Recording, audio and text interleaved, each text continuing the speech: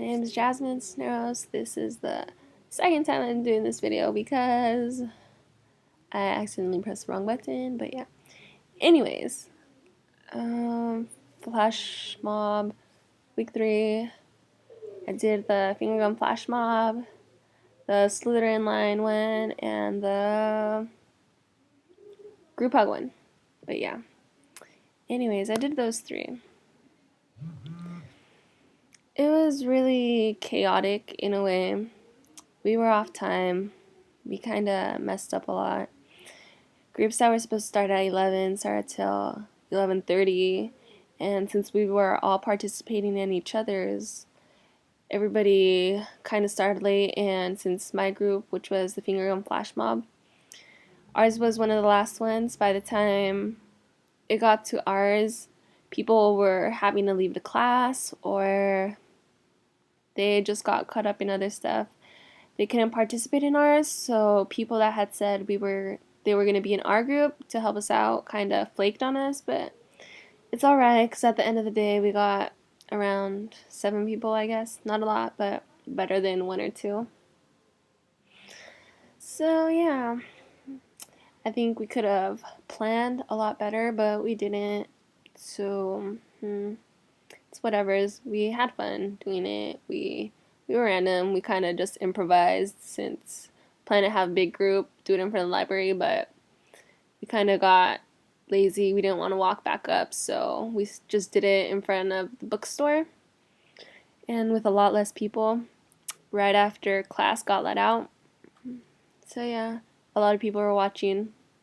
It was kind of funny. And out of both all of the flash mobs we did, I enjoyed the hugs one most because it was just funny watching people's expressions and just having everybody laughing and just like messing around because, I mean, you never see a big group of people go give people a hug. It was just funny. And the Slytherin one, the line was funny too, but I don't know. I didn't see as much fun in it as the hugs one. The finger gun was kind of funny just to watch people while I was taking pictures. But yeah.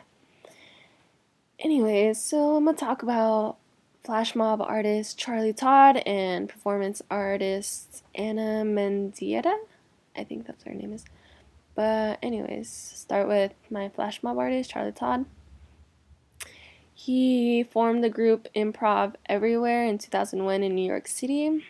His group, they busted out missions. They had over 100 missions.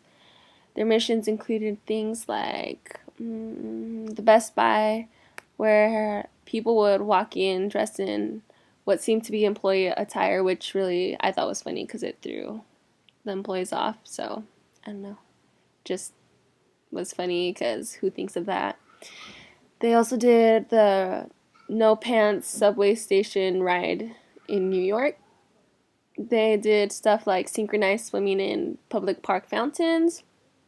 They did the Frozen Grand Central Station, which I think would be funny because it tripped people out.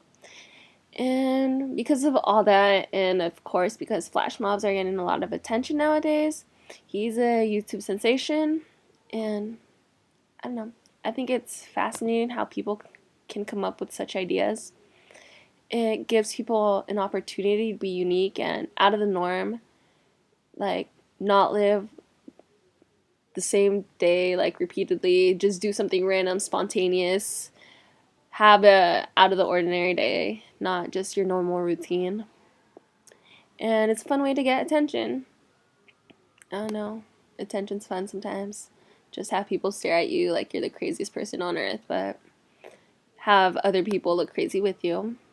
And next, my performance artist, Anna Mendieta. She was a Cuban-American performance artist. She was 12 when her parents sent her to the U.S. because she was born in Cuba during the time of Castro's reign. So they sent her away to run away because it was bad. And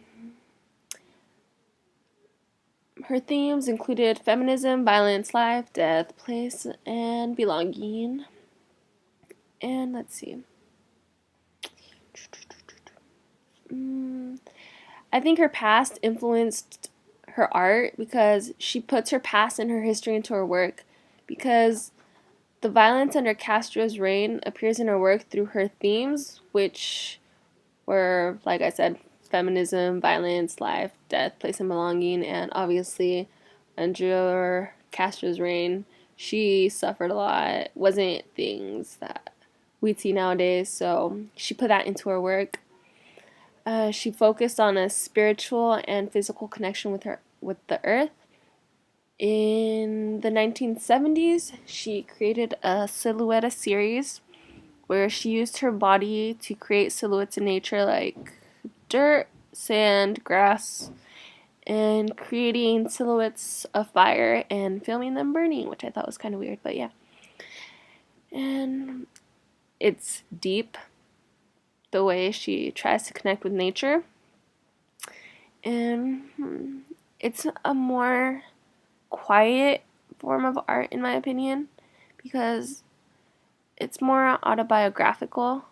Like, she's expressing herself and her past and the way she feels and the way it emotionally and psychologically affected her, I think. My opinion, I don't know. And makes me feel like women have a greater connection to nature because she puts a lot of thought into her work, and just most of her work has to do with nature as well. And here, comparing Ana Mendieta and Charlie Todd,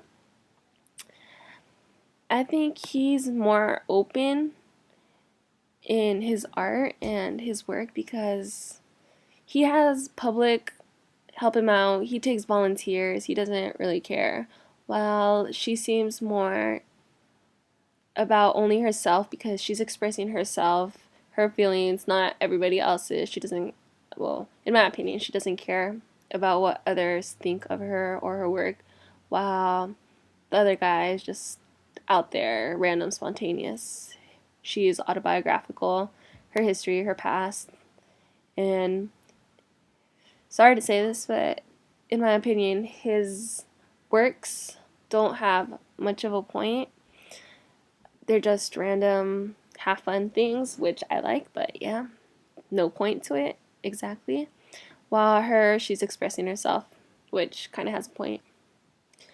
And I couldn't find any connection between me and Anna because, I mean, honestly, I didn't really put any emotion or any of my history or past, I guess you could say, into the Flashmob. While while she did her art, she put her history into it. And I could compare more to Charlie because his were more spontaneous and random, which was exactly like our flash mobs because we were just spontaneous, improvising when not enough people showed up, and improvising when times got shifted, improvising everywhere, which is kind of what his group was about, which was improv everywhere. Just, I don't know, that's my connection, I guess. And what else to talk about? Comparing me and Charlie a little bit some more. He was more synchronized than we were, I think, because from the YouTube videos I saw, people were more in order. They knew what they were doing. They'd practiced, I guess, or rehearsed, or like all gotten along. Well, ours kind of fell to chaos. I'm not gonna lie. We're kind of out of it. It wasn't as great as we thought it would be, but we had fun.